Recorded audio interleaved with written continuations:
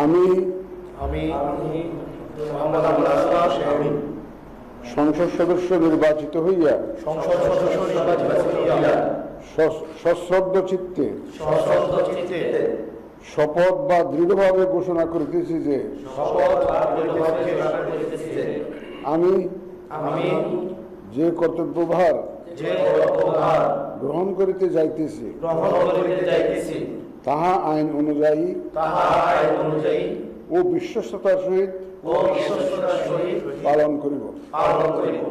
আমি বাংলাদেশের প্রতি অকৃত্রিম বিশ্বাস ও আনুগত্য পোষণ করিব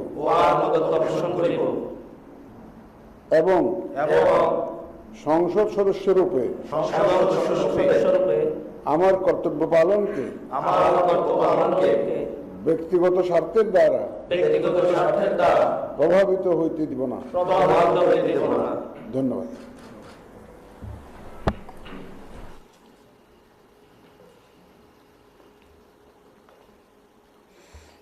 ধন্যবাদ মাননীয় প্রধান নির্বাচন কমিশনার জনাব এএমএম নাসির উদ্দিন।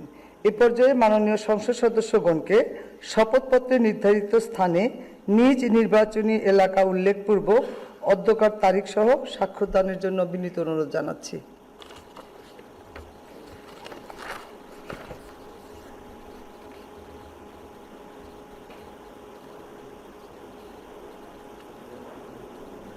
আশা করছি আমাদের মাননীয় সদস্যবৃন্দের স্বাক্ষর প্রদান শেষ হয়েছে। মাননীয় সদস্যবৃন্দ, এখন জুলাই জাতীয় সনদ সংবিধান সংস্কার বাস্তবায়ন আদেশ 2025 অনুযায়ী সংবিধান সংস্কার পরিষদের সদস্য হিসাবে শপথ গ্রহণ ও স্বাক্ষর প্রদান অনুষ্ঠিত হবে। এই লক্ষ্যে আপনাদের ফোল্ডারে নীল রঙের একটি শপথপত্র সরবরাহ করা হয়েছে।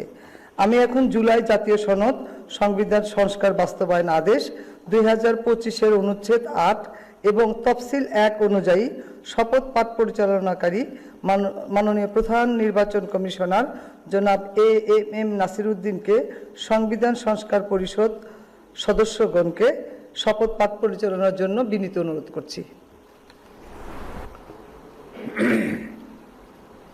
বিসমিল্লাহির রহমানির রহিম। মাননীয় সদস্যবৃন্দ, এখন আপনাদেরকে সংবিধান সংস্কার পরিষদ সদস্য হিসাবে শপথ বাক্য পাঠ করানো হবে। আপনাদেরকে অনুগ্রহ করে দাঁড়িয়ে শপথ পাঠ করার জন্য অনুরোধ করছি। উল্লেখ্য যে আমি শব্দটি উচ্চারণের পর মাননীয় সংবিধান সংস্কার পরিষদের সদস্যগণ ডট চিহ্নিত স্থানে নিজের নাম পাঠ করবেন। আমি আব্দুল হান্নান মাসুদ আমিন সংবিধান সংস্কার পরিষদ সদস্য হিসাবে সশ্রদ্ধ চিত্তে শপথ করিতেছি যে আমি